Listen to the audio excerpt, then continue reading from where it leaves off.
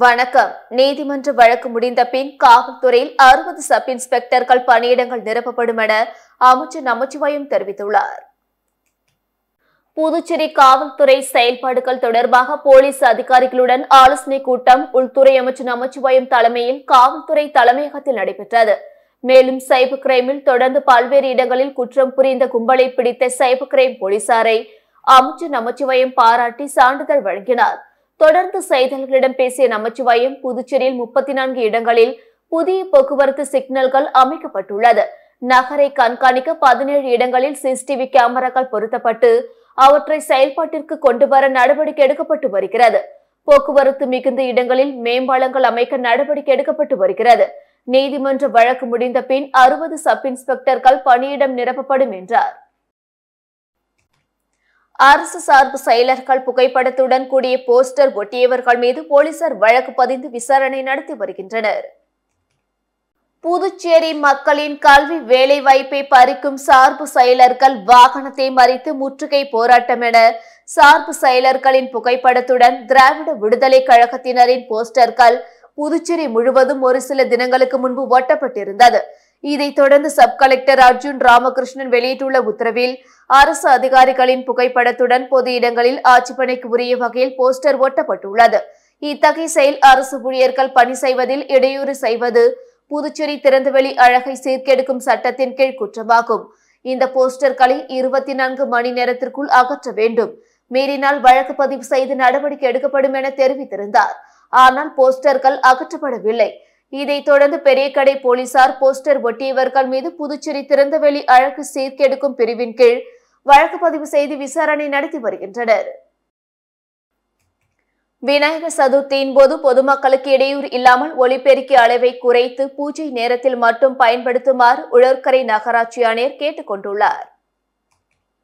இது தொடர்பாக உழவர்கரை நகராட்சி ஆணையர் சுரேஷ்ராஜ் வெளியிட்டுள்ள செய்திக்குறிப்பில், உழவர்கரை நகராட்சிக்குட்பட்ட பகுதிகளில் வரும் 7ஆம் தேதி விநாயகர் சதுர்த்தி விழாவை கொண்டாடும் வகையில் பொதுமக்கள் கீழ்கண்ட வழிகாட்டுதல்களை பின்பற்ற வேண்டும். பொது இடங்களில் விநாயகர் சிலைகளை வைத்து விழா நடத்தும் போது பொதுமக்களுக்கும் போக்குவரத்துக்கும் இடையூறு இல்லாமல் கொண்டாட வேண்டும். மேலும் காவல்துறை மற்றும் நகராட்சியிடம் உரிய அனுமதி பெற வேண்டும். பொதுமக்களுக்கு எந்தவித இடையூறும் இல்லாமல் ஒலிபெருக்கி அளவை குறைத்து பூஜை நேரத்தில் மட்டும் பயன்படுத்துமாறு அறிவுறுத்தப்படுகிறது. ஒன்றிய மற்றும் மாநில மாசு கட்டுப்பாட்டு வாரியத்தின் வழிகாட்டுதலின்படி விநாயகர் சிலைகள் பாரம்பரிய முறையில் களிமண்ணால் செய்யப்பட்ட சிலைகளை மட்டுமே பயன்படுத்த வேண்டும்.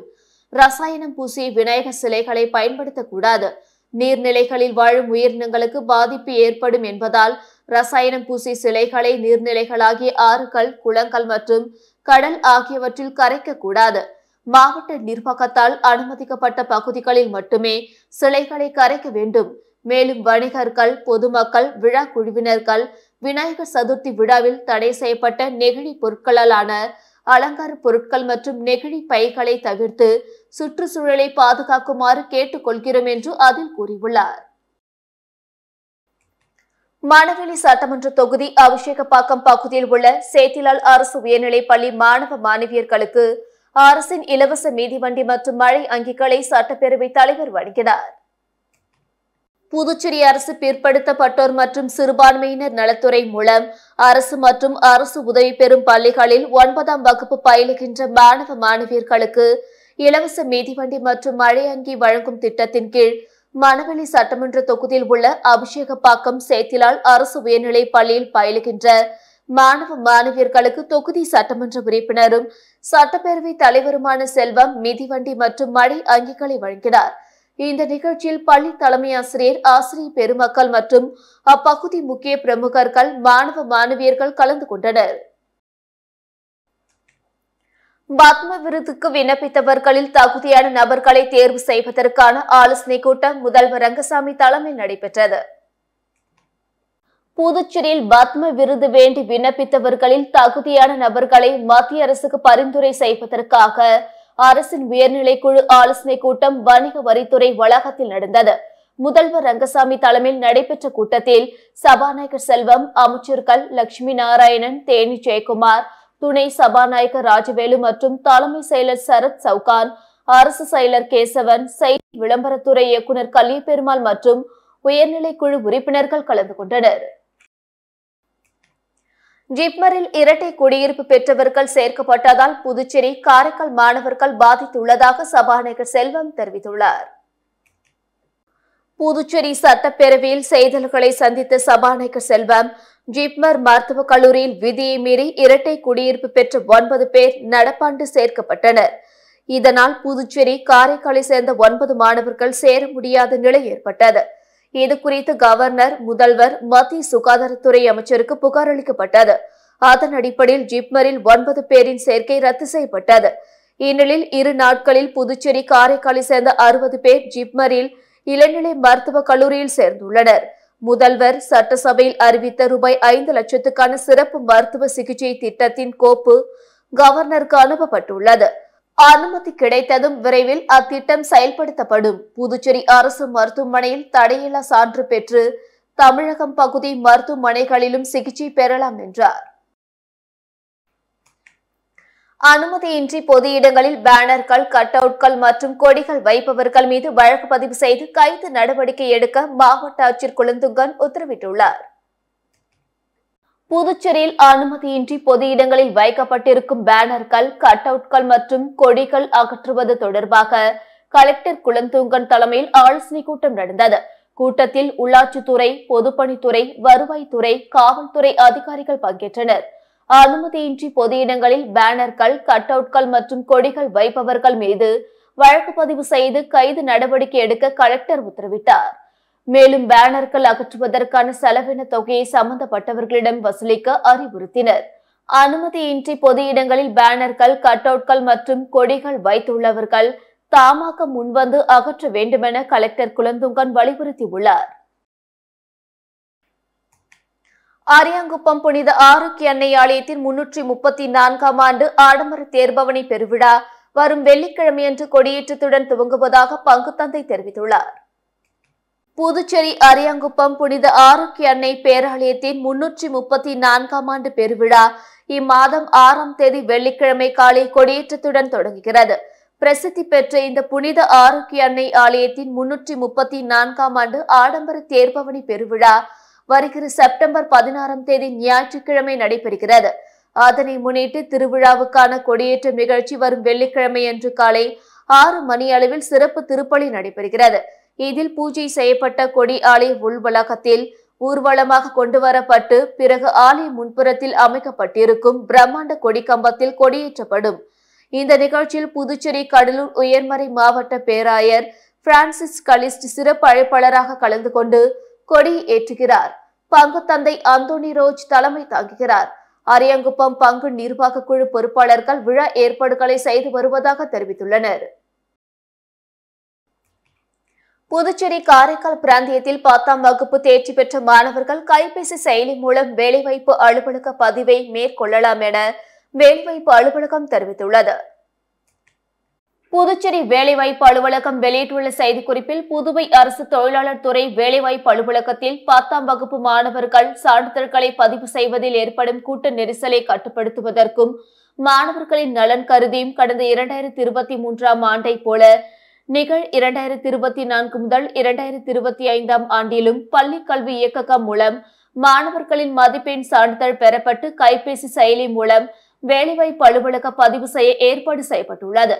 எனவே புதுச்சேரி மற்றும் காரைக்கால் பிராந்தியங்களில் 10ஆம் வகுப்பு உண்மை சான்றிதழ் பெற்ற மாணவர்கள் வேலைவாய்ப்பு பதிவுக்காக வேலைவாய்ப்பு அலுவலகத்தை நேரில் அணுக வேண்டாம். மேலும் 10ஆம் வகுப்பு கல்வி தகுதியை கைபேசி செயலியில் பதியும் முறை தொழிலாளர் நலத்துறை இணையதளத்தில் விளக்கப்பட்டுள்ளது. அதன் மூலம் வேலைவாய்ப்பு அலுவலக பதிவு அடையாள அட்டையை பதிவிறக்கம் செய்து கொள்ளலாம் என குறிப்பிடப்பட்டுள்ளது. திருபுவனை சட்டமன்ற தொகுதிக்குட்பட்ட சிலுக்காரிபாளையம் கிராமத்தில் புதிய ஆழ்துளை கிணறு அமைத்தல் மற்றும் அதனை சார்ந்த பணிகள் முடிக்கப்பட்டு பொதுமக்களின் பயன்பாட்டிற்கு திருபுவனை தொகுதி சட்டமன்ற உறுப்பினர் அங்காளன் அவர்களால் தொடங்கி வைக்கப்பட்டது.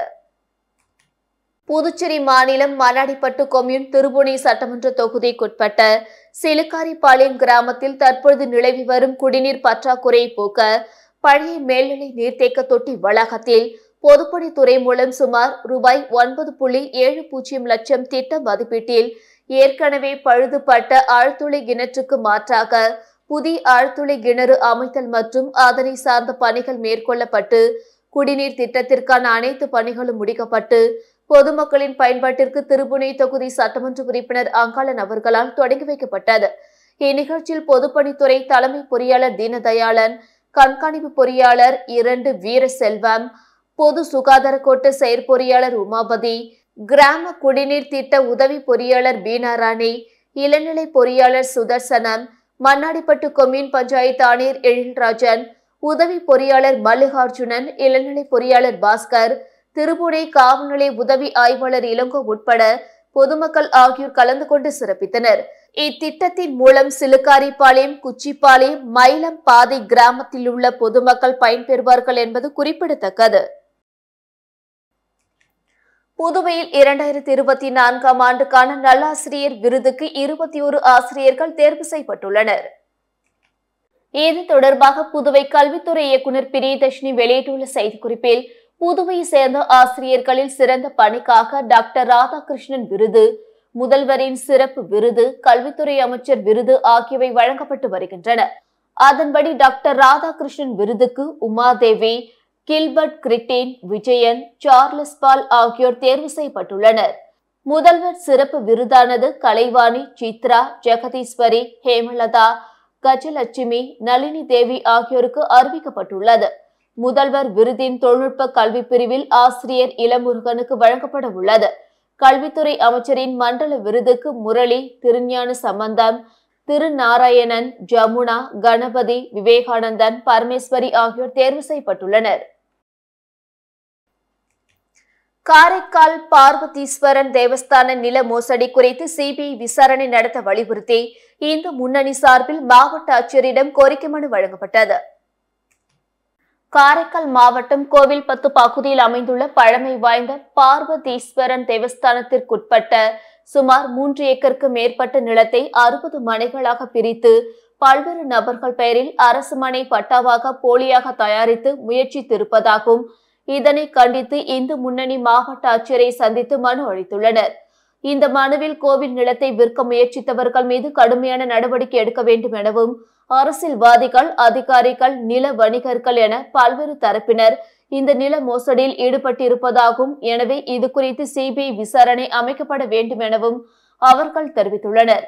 மேலும் இது குறித்து கடந்த மே மாதம் பார்வதி சிவன் கோயில் நிர்வாக அதிகாரி சுப்பிரமணியிடம் இந்து முன்னணி மனு அளித்திருந்ததாகவும், இது குறித்து எந்த நடவடிக்கையும் அவர் எடுக்காததால் அவரை உடனடியாக அந்த பதவியிலிருந்து விடுவிக்க வேண்டும் எனவும் அவர்கள் வலியுறுத்தியுள்ளனர். முற்றுகை போராட்டத்தில் ஈடுபட்ட திமுக, காங்கிரஸ் சட்டமன்ற உறுப்பினர்கள் 5 பேர் மீது வழக்கு பதிவு செய்யப்பட்டுள்ளது. மின்கட்டண உயர்வை திரும்ப பெறக்கோரி இந்திய கூட்டணி கட்சிகள் சார்பில் தலைமை செயலகத்தை முற்றுகையிடும் போராட்டம் நேற்று முன்தினம் நடைபெற்றது.